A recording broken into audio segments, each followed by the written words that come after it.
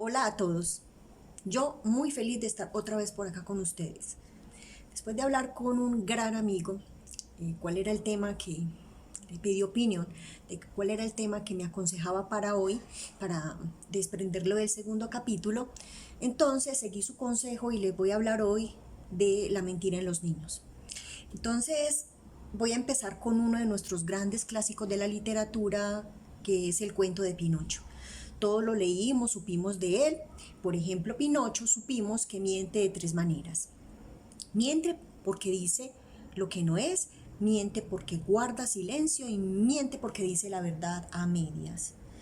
Yo cuando me leí este cuento y por supuesto aprendí como la relación de los sujetos con la mentira después de que lo analicé con algunos compañeros psicoanalistas, eh, un detalle del cuento de Pinocho que me quedó como muy entre ceja y ceja, como muy dándome vueltas, como dice Gabriel García Márquez, y me puse a pensar, ¿por qué el detalle de la nariz que crece en Pinocho cuando dice mentiras? Siempre me han gustado los detalles, esos asuntos que pasan desapercibidos, que las personas en lo común no suelen detallar. Y entonces me di a la tarea de averiguar, de analizar, de pensar por qué este detalle de la nariz en un cuento sobre la mentira. Hay algo que en el cuento está perfectamente claro. El detalle de que la nariz crezca es un detalle que primero está a ojos vistos frente a Pinocho. Pero luego pasa la historia y el otro también se entera que él miente porque ocurre que empieza a notar que a la nariz le pasa algo. Entonces, he aquí pues como mi interpretación sobre por qué la nariz de Pinocho, un mentiroso, nuestro gran mentiroso de la literatura, ¿por qué crece? Tengo una hipótesis. Hay algo que ocurre a los hombres en posición masculina que a las mujeres no, en posición femenina en lo general. Y es que el cuerpo los traiciona cuando se trata de decir una mentira, es decir, cuando tratan de decir algo que no es verdad o que tratan de engañar a alguien. Una vez una paciente me decía, Doc, y él me decía, me aseguraba que no estaba mintiendo. Y yo le vi la ceja que la alzó un poquito. Yo dije, este me está mintiendo. Y pude hasta con mentiras sacarle la verdad. Algo le pasa a algunos hombres en relación al cuerpo. Cuando van a decir mentira, le pasa lo mismo que a Pinocho. El cuerpo los traiciona. El cuerpo dice por ellos lo que ellos quieren callar. Esa es mi hipótesis respecto de Pinocho y por qué el detalle de ese cuerpo que lo traiciona. Es como si esa nariz fuese su confesor, fuese el que lo traiciona, a propósito de que a veces el inconsciente hace eso por nosotros. Entonces, comencemos. Vamos a hablar de la mentira en los niños. Me parece un tema muy hermoso, sobre todo porque lo que he podido escucharle a los padres, sobre todo frente a las mentiras de sus hijitos, es que se ofenden mucho, los castigan bastante, a veces hasta llegan al maltrato. Yo quiero tratar hoy por qué mienten los niños, para qué mienten los niños y a quién le mienten, porque no a todo el mundo le mienten. Vamos a empezar por qué. ¿Por qué mienten los niños? Digámoslo de esta manera. Los niños necesitan con su mentira conservar un lugar que sin esa mentira caería. Por ejemplo, los niños suelen decir que el papá de ellos conoce a algún jugador de fútbol o que conoce a algún cantante o que tiene más dinero de lo que se esperaría o de lo que en realidad pasa. Incluso pueden decir que el padre o la madre o sus hermanos conocen al chico del barrio que ha tomado poder por sus propios medios. Y en la mayoría de las veces eso no es del todo verdad o no es verdad. También los niños mienten porque la realidad que viven en sus casitas, en cualquier aspecto amoroso, económico, de estatus, de lo político, de la religión, algo de lo que viven no lo estiman valioso, lo creen ellos mismos mermado y la mentira les sirve para como tapar eso de lo que se sienten tan insatisfechos. Esto de por qué mienten los niños. Ahora, ¿para qué mienten? Para protegerse. Una vez escuché a unos papás que estaban muy afligidos porque su hijito mentía todo el tiempo, era un chico como de 10 años. Entonces, yo les preguntaba que qué era lo que les afligía la mentira, que todo el tiempo miente, doctora, todo el tiempo, y se ha vuelto experto. Claro, el mentiroso se tiene que volver experto porque además de tener una muy buena memoria, pues la mentira le exige una muy buena memoria, tiene que ser experto sobre todo no en cualquier cosa, no es en los detalles, en que no se le vaya a olvidar algún detalle, por ejemplo. Tiene que ser experto en atender, estar muy atento a cuál es, a propósito de un hijito, cuál es el hijo ideal que los padres quieren. Los niños mienten para conservar el hijo ideal que los padres tienen en la cabeza y por eso toda mentira infantil será siempre un acto de amor. El acto de amor es por supuesto yo miento como hijo frente a algo que si yo lo dijera en verdad o como es verdad, mis padres caerían de tristeza porque no aceptan ese hijo que yo soy y tengo que parecerme al hijo que ellos tienen en su cabecita. Además, los niños también mienten porque no quieren que se les vea la falta. Es decir, si un hijito o un niñito tiene la idea de que tiene una desventaja económica, por ejemplo, pues tratará de decir que no tiene esa desventaja precisamente para que no se le vea que le falta, porque él cree que el que no tiene dinero como tal o cual persona le falta algo. A propósito, el ejemplo, digamos, más contundente que tenemos en la cotidianidad, independientemente si es un niño o es un adulto, es lo que llamamos el chicanero. Me parece muy hermoso este fenómeno del chicanero, hermoso en el sentido investigativo, por supuesto, porque es un sujeto, independientemente de la edad, que dice una mentira, por supuesto, el público al que se le está diciendo está convencido de que es una mentira y puede decir, ahí hay un chicanero, allí hay alguien que está mintiendo, pero pasan dos cosas muy hermosas en ese, digamos, en esa lógica del chicanero y su público. El público generalmente no lo castra, generalmente el público guarda un silencio amoroso porque le recibe su mentira y nadie le dice, vos tan chicanero, qué horror, es muy pocas las veces, tiene que haber mucha confianza como para que uno diga ese tipo de cosas. Pero generalmente el público es generoso en el sentido de que protege a ese chicanero que lo que dice, el segundo aspecto también lo quiero nombrar, lo que dice con su mentira es una gran verdad. En realidad la mentira dice una gran verdad. ¿Qué es la verdad de un chicanero? ¿Qué es lo que dice? Esto que yo digo tener, no lo tengo.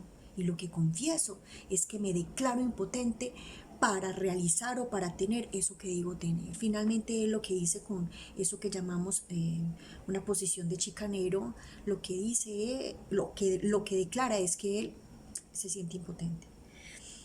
Ahora,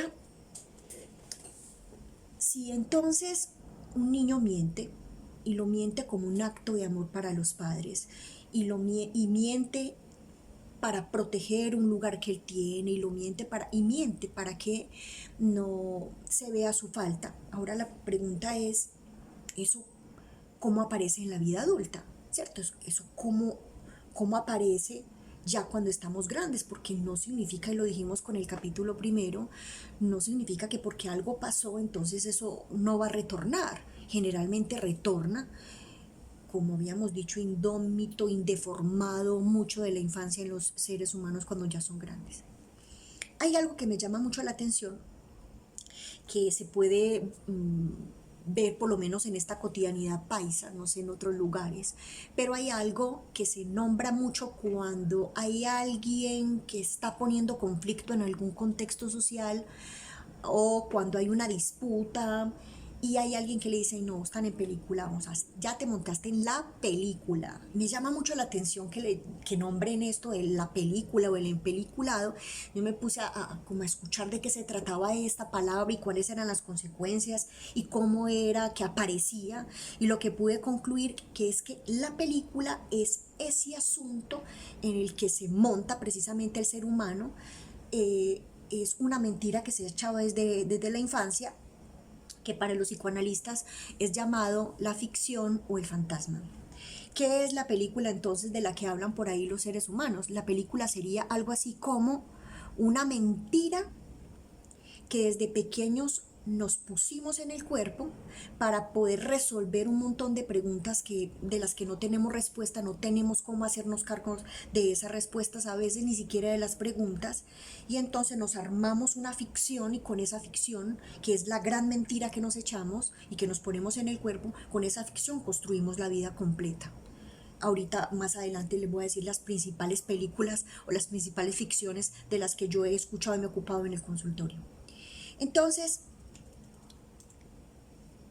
hay algo que los seres humanos sienten, y es de donde emerge esa peliculita, es como ese puntico donde emerge la película, pero no sé a qué edad, porque pues el psicoanálisis no cree mucho, como que la edad cronológica tenga mucho que ver con los procesos de los seres humanos, pero hay como un puntico que hace que las personas construyan esa película o ese fantasma o esa ficción con la que van a, digamos, a construir y vivir su vida, sus vínculos, sus relaciones, casi que es como la lupa con la que todo el tiempo están viviendo.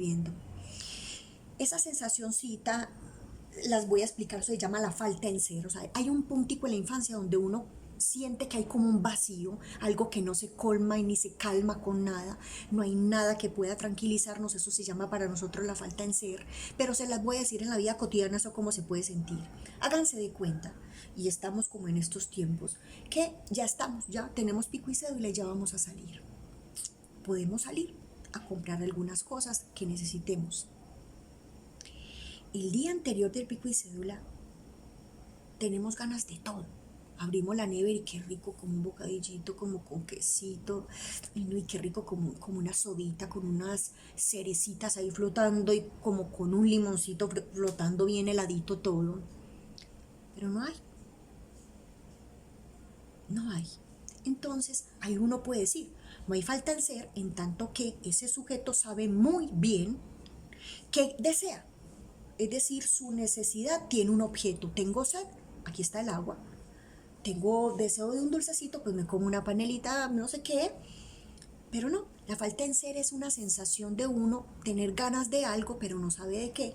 Y esa sensación, como en la vida cotidiana, aparece cuando ya pudimos ir a mercar, pudimos ir a comprar algunas cositas, abrimos la nevera, y si nos ha ido bien, entonces tenemos como todo lo necesario, hasta un poquito más, y entonces miramos la nevera, nos paramos frente a ella, abierta por supuesto, y decimos, ¿qué es lo que quiero? Pues no sé, tal vez esto, tal vez lo otro.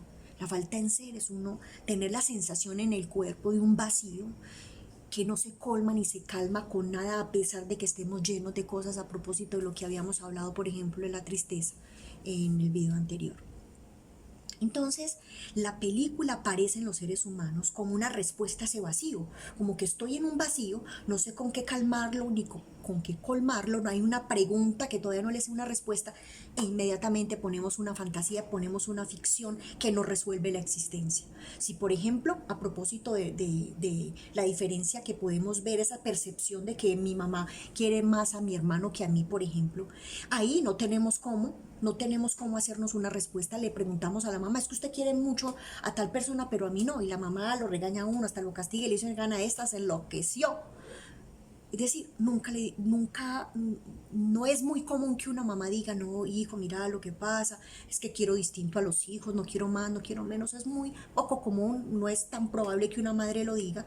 Y cuando entonces ese hijito pregunta, porque a veces preguntamos, si esa madre viene con una respuesta evasiva, que inclusive ella es evasiva, la respuesta, porque la madre tampoco puede decir muy bien, porque se nota esa diferencia de amor, aparece la ficción, que es la respuesta personal de ese sujeto, es su propia mentira, mentira en tanto que no es del todo verdad, no es del todo mentira, es una construcción personal a partir de un malentendido, por supuesto.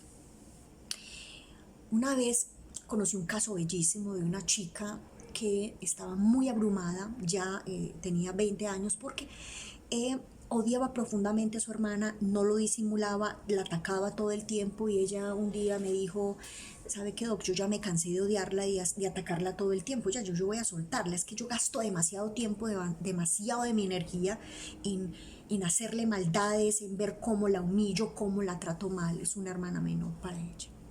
Entonces yo le dije que de dónde le venía este odio, qué creía ella que había pasado, que cuál era el recuerdo más viejito que tenía, para que nos pudiéramos entender, pudiéramos comprender por qué ella creía que esa hermana merecía un castigo.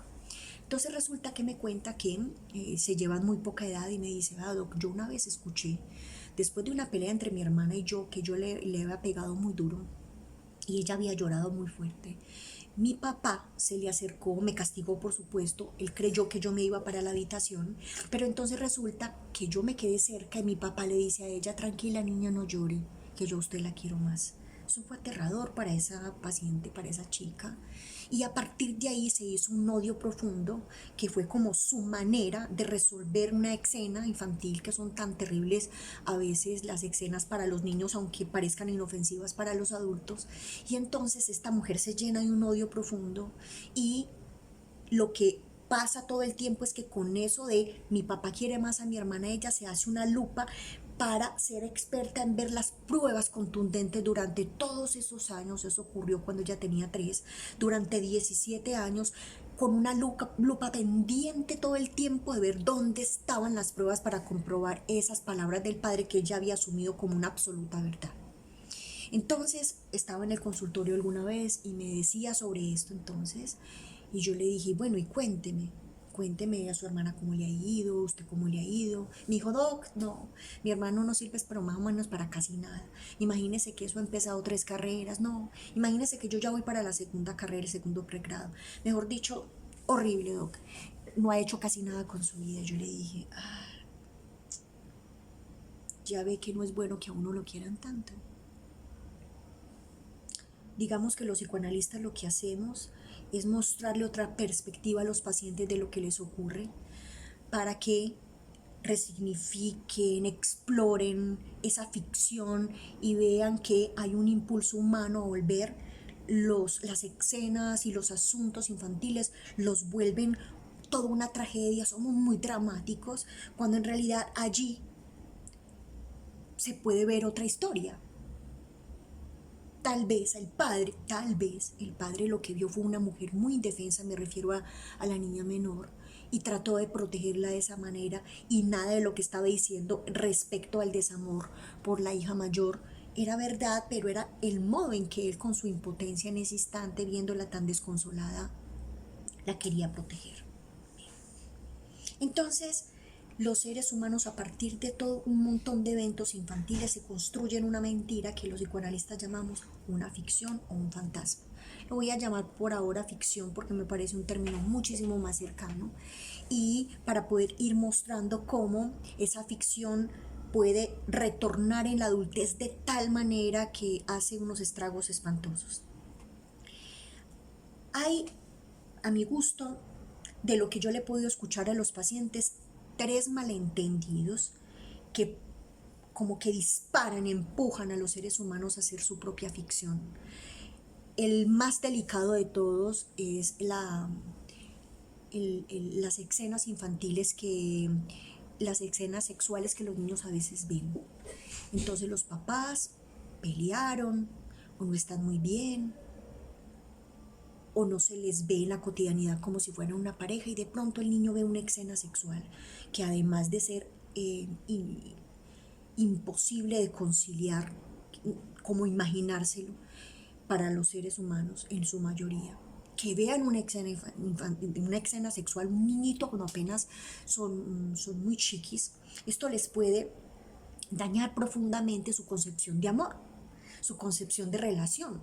¿Cómo no se va a perturbar? Primero porque a los niños no les gusta, sobre todo a los varoncitos no les gusta mucho poder comprobar la potencia del padre que pueden visualizar allí, porque está en la escena sexual, se puede ver en muchas ocasiones cierto sometimiento, sobre todo a las chicas, y ver esa escena donde el padre hace con la madre lo que él no puede, y él en pleno Edipo, por ejemplo, en pleno momento donde no entiende la potencia del padre y le estorba y trata de tener a la madre como lo único para su vida, y se encuentra con esa escena inconciliable, y eso no es tratado por los padres, no es tramitado por la palabra, eso lo dejan suelto, incluso a veces son tan torpes que ni siquiera se enteran que los ven, y eso produce un malentendido impresionante, porque imagínense cómo un niño se va a representar que los papás estuvieron discutiendo, que no se la llevan muy bien.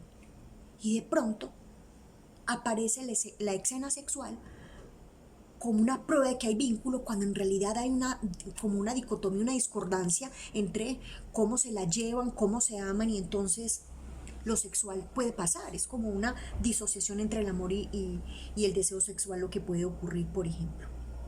También hay otro tipo de malentendidos para que las personas se confundan y tengan, digamos, la percepción de algunos malentendidos que hacen que esa ficción se ponga, digamos, tan aterradora que no pueda hacer vínculos con los seres humanos. Por ejemplo, hay otra, y es la inconsistencia entre los actos de los padres y sus palabras. Hay padres que exigen cierta disciplina de sus hijitos en el deporte, en la alimentación, en el estudio, y esa exigencia que se hace con las palabras no corresponde con la vivencia de disciplina de ese padre. Entonces exige disciplina, pero en su vida cotidiana no es un padre disciplinado.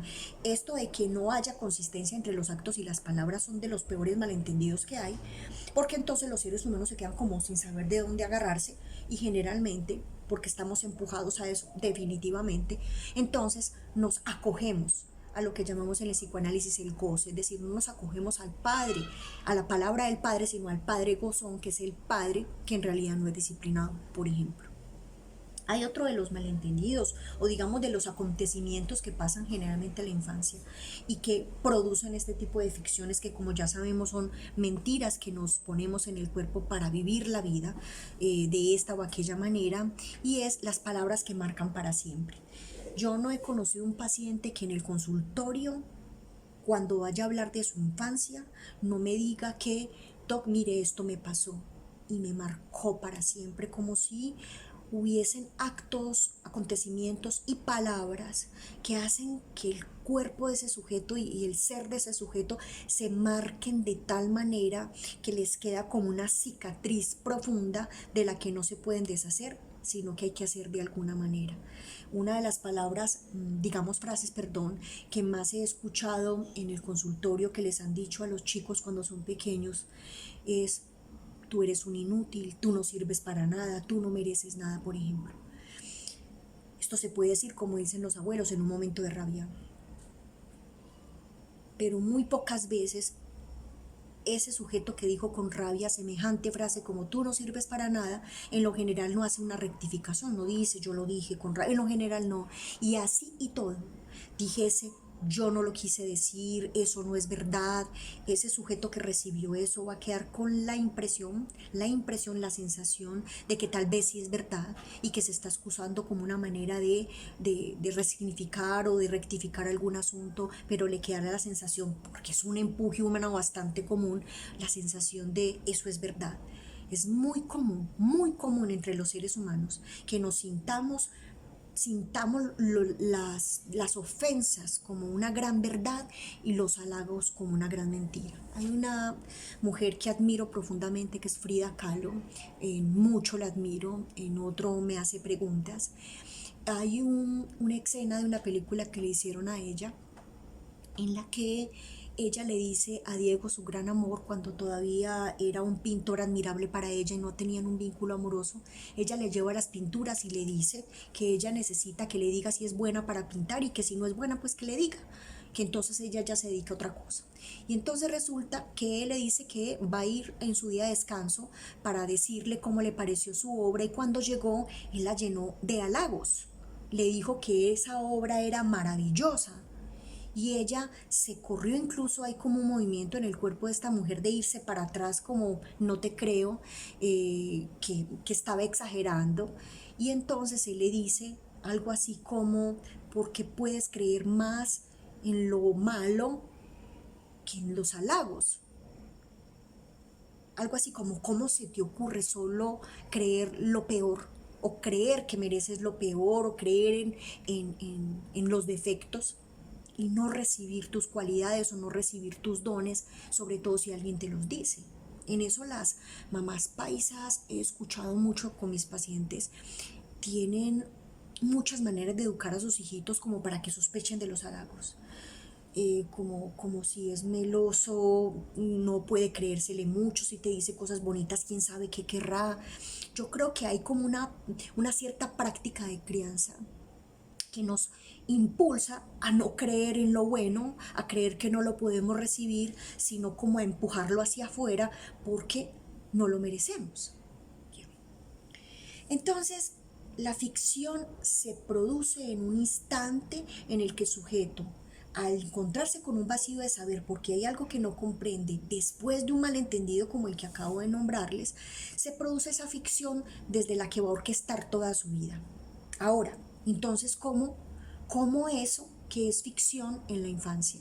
Por supuesto, la ficción tiene algo de verdad. En una película de ficción no todo es eh, eh, inimaginable o poco mm, comprobable a nivel científico. Hay algo también de verdad, los personajes comen, van a algún lugar, tienen un carro que no necesariamente tiene que volar. Bueno, en la ficción hay algo de verdad, pero también hay mucho de una mentira que el sujeto se puso en el cuerpo para poderse explicar algo que no pudo entender. ¿Cómo retorna en la adultez? Les voy a dar una prueba de las más contundentes en la vida adulta que he podido escucharle a muchísimos de mis pacientes. Hay muchos que se nombran con mala suerte. Cuando van a nombrar sobre todo las repeticiones que les ocurren en su vida laboral, en su vida familiar, en su vida amorosa, en su vida sexual. Recuerdo un caso en particular que me llamó muchísimo la atención, me pareció muy hermoso en el sentido investigativo, y es una chica que llega al consultorio diciendo que ella tiene un gran problema, que quiere que yo se lo ayude a resolver. Yo, por supuesto, me dispuse, ella me dijo, es que esto es como una mala suerte, esto es como si yo estuviera enyerbada, esto es como un asunto de otro mundo o un asunto paranormal. Lo que a ella le parecía paranormal, lo que le parecía muy extraño, es que a ella, con 35 años, habiendo iniciado su vida amorosa desde los 15, siempre le habían tocado los hombres tacaños. Entonces yo le pregunté, por supuesto, detalles y efectivamente los 6, 7 hombres que había podido como conocer en ese tiempo eran tacaños todos, tacaños de diferentes maneras. Porque por supuesto acordémonos del super chiste popular que dice que el tacaño no da ni el cuerpo. Ese chiste me parece hermosísimo porque lo que ese chiste, al igual que los adagios y los refranes, traen como una verdad potente en nuestra cultura, lo que ese chiste sobre el tacaño nos puede traer como verdad es que el tacaño es tan tacaño que ni del cuerpo da, y eso quiere decir que no da ni de su amor, no da de su cuerpo, no da de muchas maneras. Entre paréntesis, alguna vez tal vez podemos hablar de este tema. Les puedo compartir como lo que he podido aprender con mis pacientes y con los libros sobre este tema que les voy a compartir. He podido en la práctica psicoanalítica, mientras estoy en posición de psicoanalista, he podido evidenciar la relación tan estrecha que hay entre el hombre tacaño y la eyaculación precoz. Me ha parecido muy coincidente, sobre todo escuchar a un hombre que tenga esta dificultad y me diga, en lo general, a veces dándose cuenta, a veces sin darse cuenta, me diga la imposibilidad que tiene de dar. A veces son hombres muy amplios, como decimos en Antioquia, muy generosos, pero tienen una dificultad para entregar impresionante. Recuerden que el verbo dar es un verbo sexual. Le di toda la noche, o le di de mi amor, o di del cuerpo. El verbo dar es un verbo que nos puede mostrar la relación de los seres humanos como con la entrega, como con el otro, la relación, el vínculo que tienen con el otro cuando se trata de entregar algo de sí mismos. Cierro paréntesis, hay una relación impresionante. Bueno, digamos que antes de cerrarlo voy a dejar un puntico, sobre todo para los que estén interesados como en saber un poquito más sobre la relación entre la tacañería y la eyaculación precoz. El eyaculador precoz, no en todos los casos, pero lo que yo puedo evidenciar en el consultorio es que el eyaculador precoz es un sujeto que no quiere darse placer porque lo corta inmediatamente, y no quiere darle tampoco placer al otro porque corta corta la posibilidad de postergar el placer. Cierro paréntesis. Entonces esta chica, a propósito de que me decía de su mala suerte porque siempre le tocaban los hombres tacaños, yo le abrí como una pregunta diciéndole, mire, los seres humanos, algo así le dije, los seres humanos cuando nos juntamos, muy a nuestro pesar, nos juntamos para sufrir. Si ya somos un poquito más fuertecitos y nos quedamos después de que nos damos cuenta que nos conectamos para sufrir, nos quedamos para aprender a ser mucho mejores, y pues rico, porque es como construir en medio de esa certeza y es que nos juntamos para sufrir y después eso se puede, las relaciones se pueden apuntalar al bien vivir, que no está el sufrimiento ahí como una constante. Nos juntamos para sufrir, quiere decir, esto fue lo que yo le transmití a esta chica, que si usted se encuentra con los tacaños, la pregunta es, ¿cuál es la pareja del tacaño? ¿Un despilfarrador? ¿El celoso con una mujer que a veces le cueste decir la verdad? El que está en posición de candidez o de lo que llaman por ahí santurrón con una chica que no esté en esa posición, que esté queriendo otras cosas en su vida. El chico que esté o la chica que esté en posición de todo me falta, yo estoy en un lugar de menos con el que se cree pues más o menos omnipotente. Es decir, en el amor nos juntamos, por supuesto porque somos parecidos, porque nos gustan los mismos libros, algunas canciones, porque nos gustan unas pasiones, tenemos muchas cosas en común, por supuesto. Pero en el fondo, lo que ata a una pareja es el sufrimiento. Es decir, ese punto donde las piezas de rompecabezas se juntan casi que perfectas, se calzan perfectas, a propósito del tacaño y el despilfarrador. Un tacaño, ¿cómo se va a conseguir otro tacaño? No, porque entonces no sufre. Se le cae la tacañería porque hay alguien que es peor que él. En cambio, si se consigue un despilfarrador, esa pareja va a poder tener controversias y él va a poder casi que marcar su vida en la posibilidad de justificar su tacañería a como dé lugar porque tiene quien lo toree y le luche todo el tiempo. Entonces, cuando se trata de esos retornos, de esas ficciones, de esas mentiras mal echadas, digámoslo de esa manera, yo he visto varias maneras en que eso se presenta en la adultez. Voy a decir algunas. He visto que los seres humanos a través de toda su historia tienen las mismas maneras de pareja, a propósito de lo que estaba diciendo. Tienen los mismos trabajos, así sean en diferentes empresas, siempre les pasa lo mismo, el jefe abusador, el que no quiere ascender, el que siempre llega a la entrevista y nunca lo eligen aunque haya pasado por todo el proceso de selección. Unos dicen a propósito, unos dicen que tiene que ladrón propio. Recuerdo una tía en mi infancia que hablaba con mi madre de ese ladrón propio, pues casi que lo había asumido como un asunto natural, casi que si ella iba al centro, que era como lo que se decía voy para el centro cuando yo estaba chiqui, casi que era muy natural para ella que le robaran. Un día recuerdo muy bien y ese día yo dije, algo más pasa acá. Lo que pasa es que estaba chiqui y yo decía, tengo muchas preguntas, algunas veces voy a averiguar como las respuestas, pero una vez llega diciendo que tiene un ladrón propio y se le escapó una pequeña sonrisa. El cuerpo dice por nosotros la verdad. A veces pasa que tenemos público y saben qué estamos diciendo y a veces no, como en el cuento de Pinocho. ¿Por qué hay que sonreír justamente cuando se está hablando de algo que no se estima valioso o no se desea como un robo? Una vez, a propósito de esto de que el cuerpo dice la verdad por nosotros, incluso por más que queramos esconder nuestras ficciones, una vez me pareció bellísimo en el sentido investigativo, por supuesto, el caso de una señora que en Estados Unidos decía que se le habían perdido 2 bebés, que ella estaba cocinando en su casita y que de pronto empezó a mirar por el patio, por la ventana de la cocina y que vio como hacia el patio y ya no vio a sus bebés y que se desaparecieron.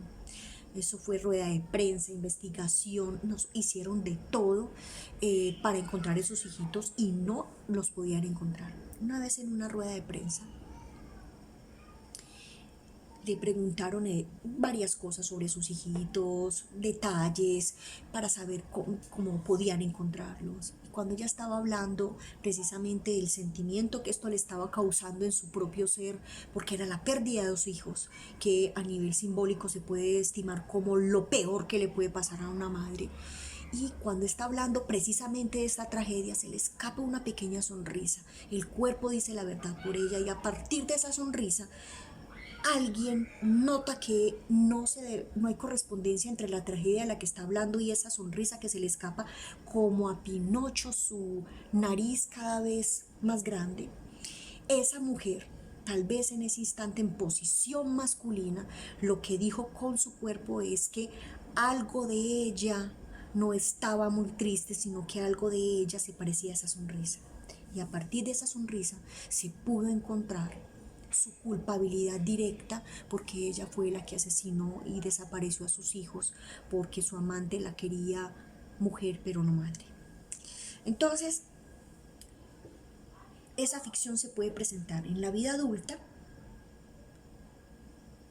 como lo ahorita lo explicaba, con sus matices de mentira, por supuesto. En la ficción mucho de eso es una mentira, en los despidos, en las parejas que se repiten, en ese ladrón propio que a veces decimos tener, en eso que se repite una y otra vez y por lo cual no tenemos ninguna explicación. Entonces, si tenemos esa ficción, si tenemos ese asunto en nuestra vida con la que orquestamos, ¿cierto? Porque es que si la ficción de un ser humano, por ejemplo, es que a mí todos me rechazan, o si la ficción de un ser humano es como en el capítulo, esa chica que estaba ahí mirando la contingencia de que su casa está eh, cerca al Cristo y ella pone ahí una ficción y es, este me está dando la espalda, ¿cierto? Entonces, esto, ¿qué vamos a hacer con esto? Porque si tenemos una ficción, si tenemos una idea, porque la ficción es como una idea que orquesta completamente la vida. Yo soy rechazado, a mí me dan la espalda, yo tengo mala suerte, a mí nada me sale bien, a mí siempre me pasa lo mismo, a mí la plata me huye, a mí ningún proyecto me sale, todo me va muy bien y de pronto todo se me cae. Esa ficción la vas a identificar en tu vida porque es eso que todo el tiempo se te repite, que trabajas muy duro para que no te vuelva a pasar y finalmente vuelve y te pasa. Eso que te estoy diciendo muy factiblemente te puede servir para ir encontrando esa ficción, esa mentira que te pusiste en el cuerpo y que si se repite, por favor, no siga creyendo que es un asunto de que lo enyerbaron o que es un asunto de una mala suerte, una racha que usted tiene que cargar como si estuviera pagando un crimen que usted ni siquiera cometió. No. Lo que primero hay que pensar, y con este ejemplo que les voy a poner, lo que los invito a pensar es usted qué responsabilidad tiene en eso.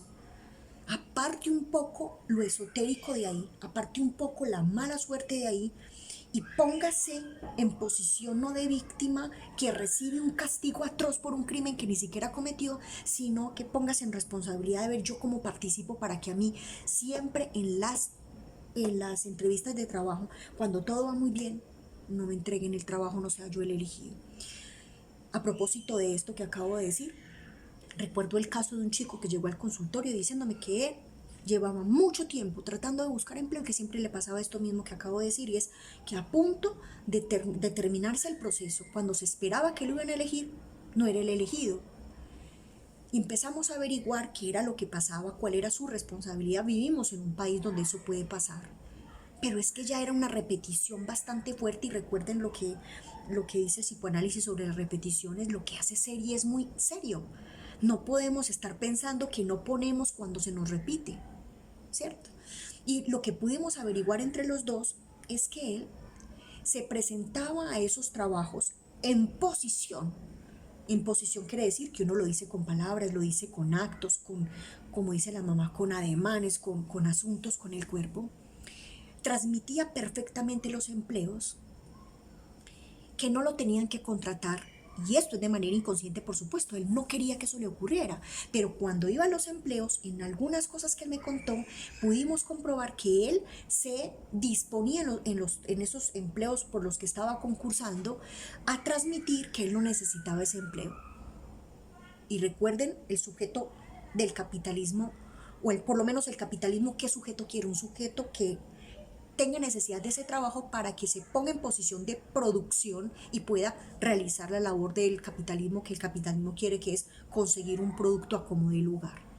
Bueno, entonces, para tratar de mostrarles, por lo menos yo qué he podido hacer con mi propia vida, por supuesto, que tuve que hacer, ¿cierto? Porque me enteré de eso que había hecho en mi vida con ese, seguro me está dando la espalda, con esa ficción que apareció ahí. Cuando me entero de eso, yo dije, bueno, yo tengo que hacer algo porque no puedo seguir orquestando mi vida con esa ficción.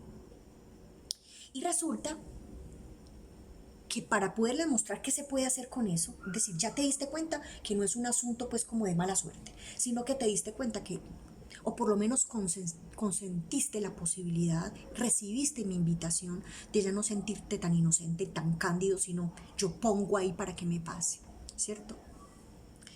Y la manera en que creo que lo puedo mostrar, cómo puedes encontrar una solución para esta ficción tuya que seguro no te tiene tan bien en la vida en algunos aspectos, para poder enseñarte una manera de hacer con esa ficción, por lo menos irla pensando, irla depurando, irla como descubriendo, lo voy a hacer con el humor. Alguna vez escuché a mi papá hablando de cualquier cosita, de un amigo, y va diciendo un adagio popular, bastante común en Antioquia, y es así. Yo sabía, porque me decían que en esa finca espantaban, pero no, a mí nunca me espantaron. Es que el bulto sabe a quién le sale. A mí me quedó como resonando eso del bulto sabe a quién le sale, y yo, wow, esto alguna vez me va a servir para algo. Y lo guardé para una ocasión especial. La ocasión especial es hoy. Hoy, para poderles mostrar qué se puede hacer con la ficción, es decir, con esa mentira que te la crees tanto que la conviertes en la única verdad de tu vida y te empuja al sufrimiento de tal manera que después a veces no sabes ni cómo recoger tu propio cuerpo con todo lo que lo has despedazado. Si por ejemplo la ficción es: yo cuando me enfermo consigo que los otros me amen, te puedes imaginar con esa ficción todo lo que le puedes hacer a un cuerpo. Bien. El bulto sabe a quién le sale. Yo me quedé pensando en eso. Yo dije, alguna vez yo lo voy a pensar muy bien. ¿Eso qué es? ¿Qué es? Pues al igual que mi interpretación sobre la nariz de Pinocho, les voy a contar yo que estuve reflexionando sobre el bulto sabe a quién le sale para esta ocasión. Resulta que en el contexto que seguramente nació este adagio, es un contexto de nuestras montañas paisas. Un tiempo donde no tenemos que mercar llevando bolsas sino bultos, costales, que es el contexto donde mi papá más o menos nació. Entonces, me lo imagino de esta manera. El bulto sabe quién le sale, textualmente hablando, explícitamente hablando, es un espanto que se aparece de pronto a mitad de camino en una noche de domingo oscura, los campesinos más o menos tragueados después de haber estado todo el día en el pueblo mercando con todos los costales para la casa.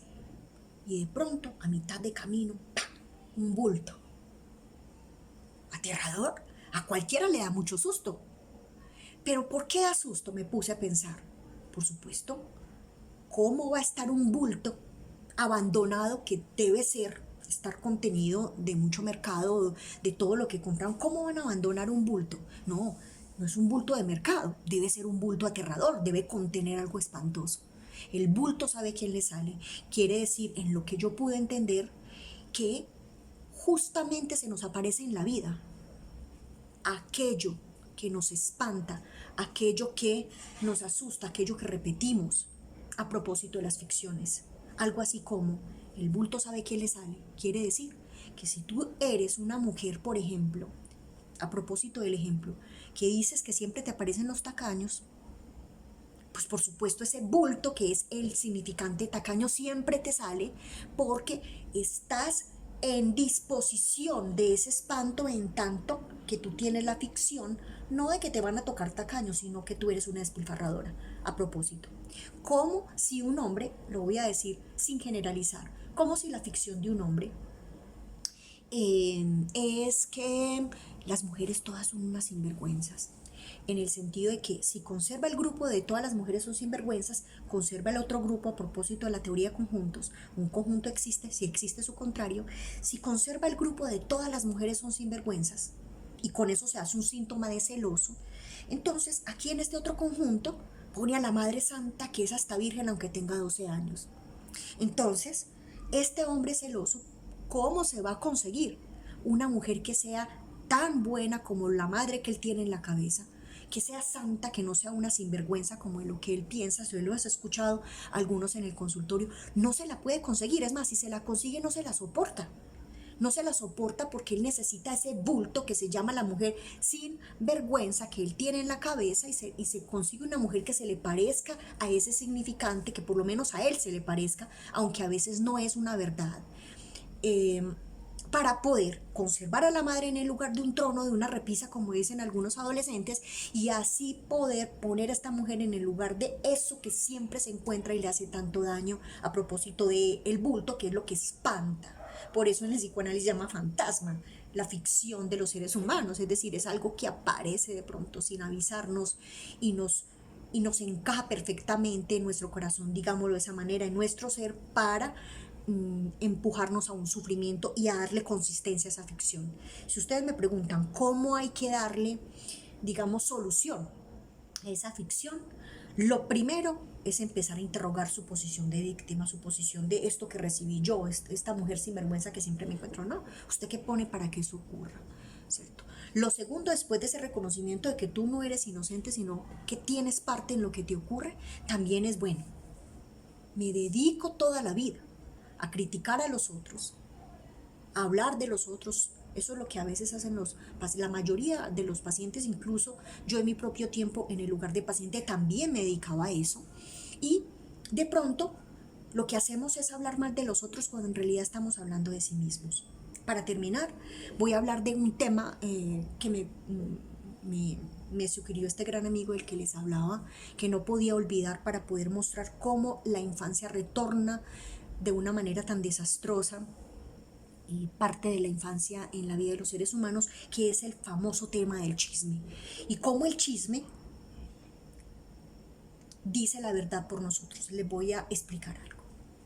En el chisme, en el chisme hay tres personajes. El chismoso, que es el que está diciendo la verdad a medias, la que exagera la verdad, el que deforma lo que pasó. El que sanciona, que es el que dice, no, yo no te lo puedo creer, está en embarazo. Y la víctima, que es de quien se habla. Uno podría pensar que en la lógica del chisme, el personaje principal es la víctima porque es de quien se habla y al que le quitaron más o menos la dignidad en 3 segundos. O el chismoso porque es el que construye un chisme, es decir, el que dice la verdad a medias, porque para que sea chisme y para que de alguien se hable, la víctima no es inocente, porque algo se dice de ella y algo de eso es de alguna manera verdad.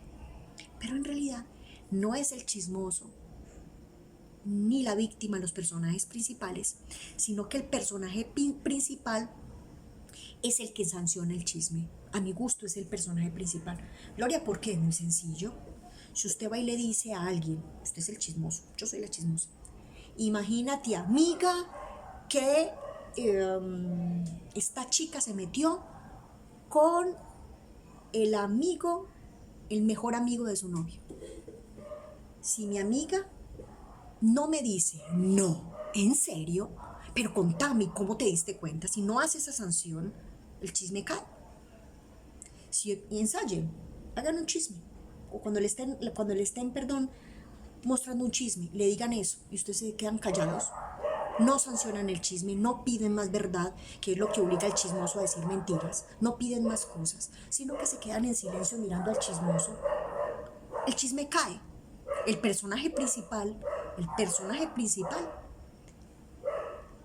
es el que sanciona el chisme, porque si él no goza con eso que el chismoso le está proponiendo, que es quebrar la dignidad de alguien, no hay chisme, no hay víctima. Pero en la lógica del chisme, independientemente en qué posición están cada uno de estos personajes,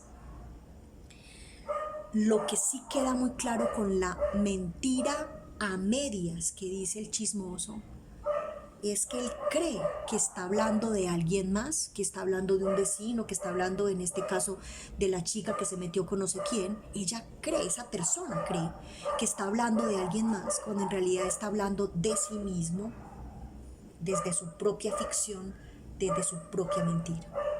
Es decir, que la ficción construida en la infancia retorna en la adultez como una gran mentira que nos ponemos en el cuerpo para sufrir, y cuando nos sentimos indefensos de esa gran mentira, la localizamos en nosotros y nos hacemos creer y le hacemos creer a un montón de gente que de lo que hablamos es de la ficción de los otros o de los problemas de los otros, cuando en realidad estamos hablando de sí mismos. Me gustó muchísimo volver a compartir con ustedes todos estos asuntos que he aprendido y he pasado por mi propia vida. Espero entonces en otra oportunidad volverles a compartir de otros temas. Un abrazo.